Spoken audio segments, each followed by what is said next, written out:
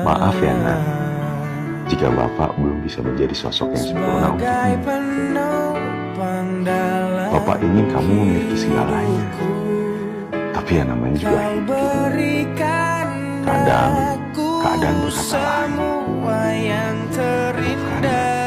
Bukan karena Bapak nggak peduli,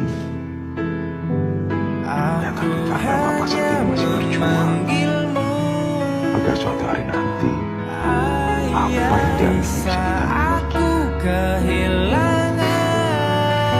Karena sejatinya apapun akan berusaha untukmu, dan kamu jangan pernah sekalipun merasa kurang dicintai. Karena kita bisa pastikan kamu itu adalah alasan terbesar Bapak untuk bertahan dan bekerja lebih